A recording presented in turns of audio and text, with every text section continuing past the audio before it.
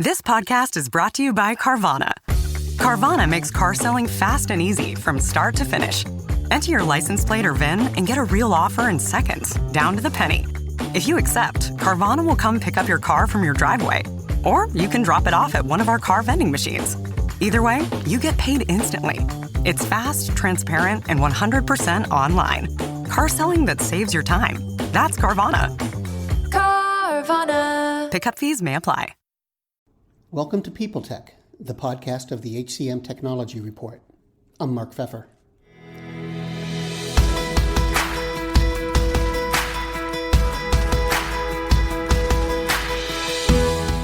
Today I'm speaking with Nicky Garcea. She's the co-founder and head of Americas for Cappfinity. They provide assessments and other services designed to help employers develop their talent's capability, fit, and potential. We're going to talk about technology and COVID-19, how the pandemic's changed some types of candidate and employee behavior, and the challenges employers face in today's labor market. All on this edition of People Tech. Nicky, thanks for being here. You know, we all keep hearing about the Great Resignation and the impact that it's had on the labor market and on business in general. What do you folks see on the ground with the Great Resignation? What do you think's going on? It's a great question. And I think it's a global question. So I work predominantly in the US, but have a foot in the UK and Europe and Asia Pac. So it's something that people are experiencing in many jobs globally. As a psychologist, what I think has definitely happened with the pandemic is it's evoked a point of pause and questioning. I don't think not everyone has had the same experience of the pandemic, and not everyone is having the same experience of the Great Resignation. So some people have left some very, very low paid jobs because they were out of work during the pandemic, and they've been able to find better paid jobs in call centers and facilitating work in new areas to them. So there are parts of our economies which have then struggled to bring those workers back because they've found other roles. We also are facing a time where, and I think about this for maybe some of your audience, where recruitment itself it's now overtaken software engineering as the most needed job by organizations because we simply can't find enough recruiters. And as people have paused and reflected on what's happened in the pandemic, there is reevaluations going on. And that reevaluation, certainly still from our data at Cappfinity, is still driven by salary. This isn't all just about purpose and meaning. There is also this point of actually, if I have the opportunity, and the pandemic might have created a moment of pause, then life is short. I might want to look for jobs, roles, opportunity, and I might simply want change. And many people stayed at home and didn't necessarily create big life changes over the pandemic. And we're now seeing some of that come about. I would say as well that people describe it as the Great Resignation. If you're in education right now, they're also talking about the great kind of realignment, people leaving education to go into other jobs as well. So there's resignation, but there's also people seeking out completely different work as well. You know, the technology is becoming more and more prevalent within both HR and talent acquisition. And, you know, do you think that the products that are being built now, especially for recruiting and TA, are really making a difference as companies seek new recruiters and more employees? I think on the whole that they are. When we look at the data from some years ago of how predictive was a resume screen, it was about 10% predictive of job performance. If we look at an unstructured interview, it's about 30% predictive of job performance. But if we get into more technology-led products, and also I would say it doesn't have to be technology-led, just generally more structure in our recruitment, and those prediction levels go up. Work simulation, which we use a lot, Cappfinity, you're looking at about a 50% prediction of performance in role.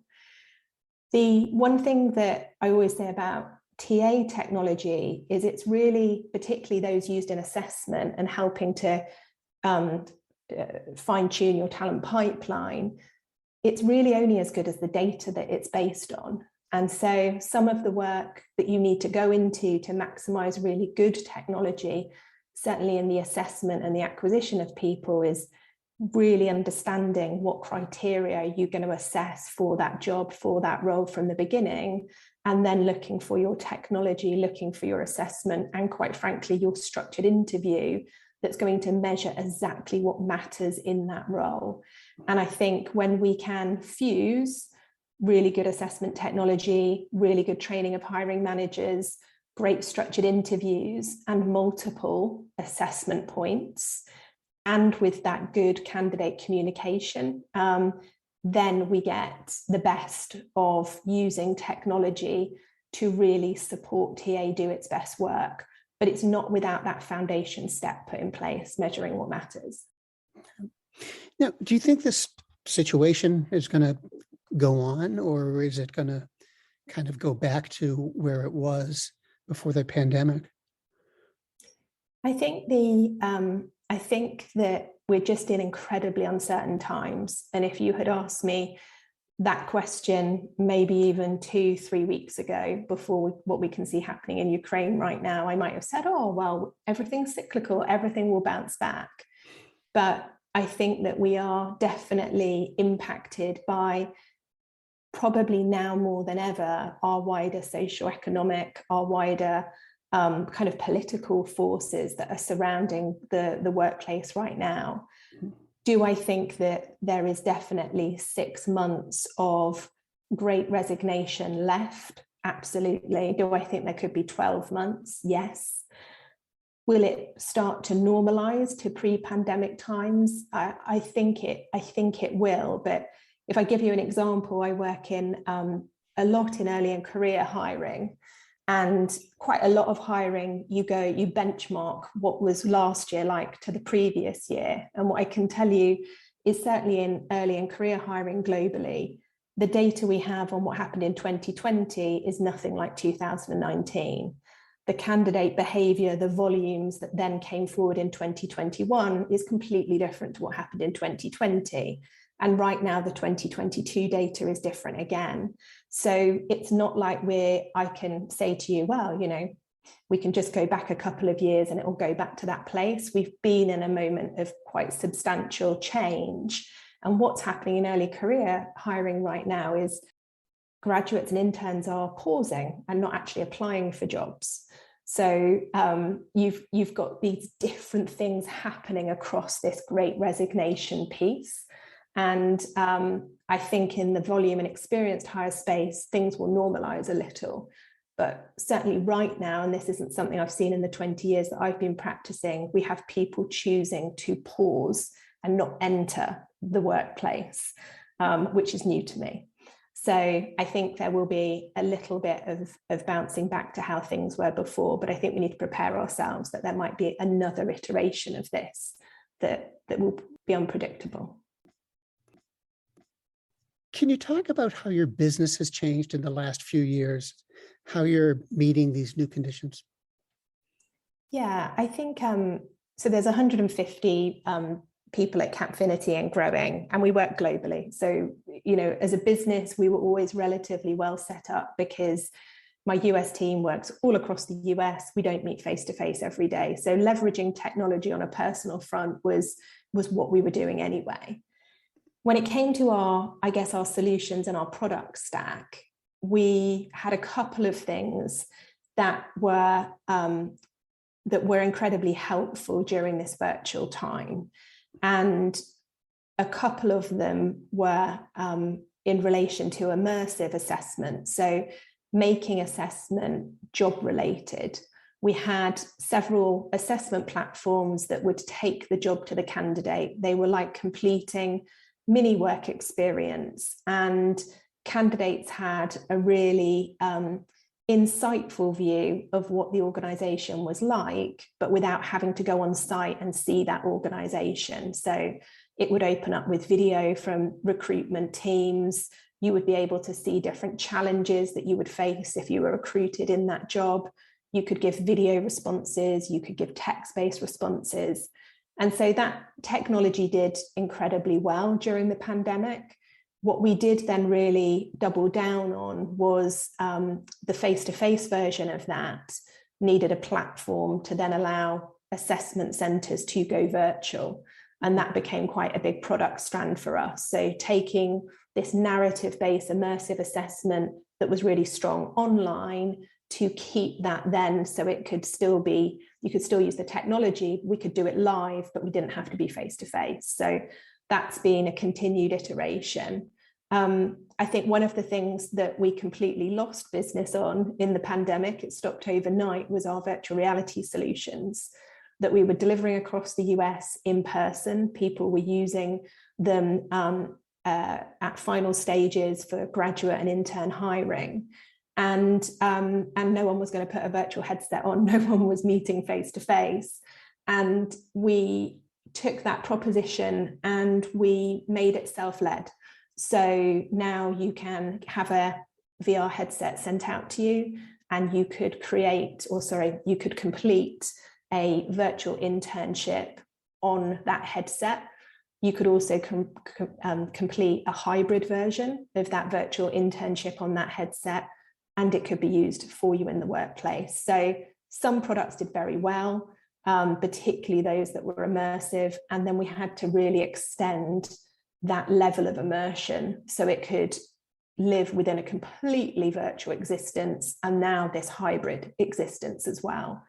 And that's, I think, the greatest challenge now, is having the capacity to serve the multiple environments that people want to use that technology in. Well, and it makes me wonder too, how are the users, the candidates, employees responding to this? Is it working for them, or is this one of the things that works better for the employer and everyone else is going along with it? Yeah, it's a great question. And we completed a YouGov survey that came out at the beginning of this year across the US. And one of the interesting things within that survey was that 82% of candidates wanted more cultural insight in the recruitment process. So we feel very positive about adopting technology approaches that provide those cultural insights. It's definitely what the candidates are saying that they want. They want the people that they're applying for to be brought to life. Pre-pandemic, we already had candidate data that was saying that 98% of candidates that went through these virtually culturally immersive processes perceived them to be fair, that they valued them. The other thing that candidates are saying is that they want a greater level of transparency. They want more preparation. They want to understand more what they're going to be asked during the assessment process. So I think that we can be, as TA professionals, I think we can be very confident in using online assessments, in using assessment that is immersive. But we also need to think about the transparency in how we do that, sharing what's being measured, where you can, giving feedback to candidates. You can do that very well with an automated process, but just being clear with candidates the steps that they're going through, I think is the biggest thing. The one other thing I'd mention was that underrepresented candidates during the pandemic across the US, this comes from data from NACE, said that actually they found video interviews to be more inclusive than they had experienced prior to the pandemic. And I think that some of this is that recruiters have widened the pool of talent that they're going after, and that capacity to widen has been facilitated by using technology. So whereas historically there might have been a perception that students don't like video interviews, actually there's a group of unrepresented students who feel like they have been included by virtue of that being an option. Well, Nicky, thanks for your time today. It's been great meeting you and talking with you. Thanks so much, Mark.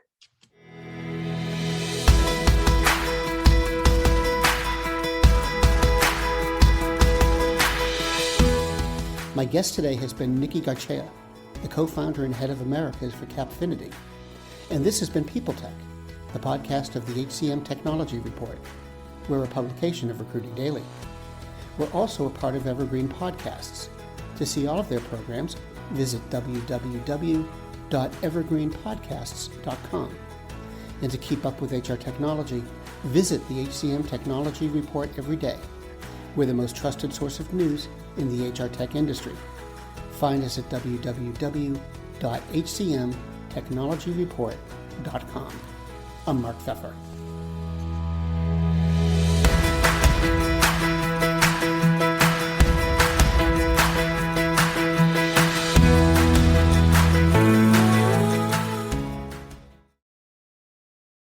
Welcome to Don't Retire, Graduate, the podcast that asks you what you want to be when you grow up so you can graduate into retirement with a purpose and a passion, whether you're 25, 85, or any age in between. Gain actionable financial and mindset tips from your favorite authors, podcasters, and influencers to help you reach that exciting next chapter. Listen now and start building your path to financial freedom and reframing what retirement can mean to you. This is your host, Eric Brotman, reminding you, don't retire, graduate. Do you love news about LinkedIn, Indeed, Google, and just about every other recruitment tech company out there? Hell yeah. I'm Chad. I'm Cheese. We're the Chad and Cheese Podcast. All the latest recruiting news and insights are on our show. Dripping in snark and attitude. Subscribe today wherever you listen to your podcasts. We out.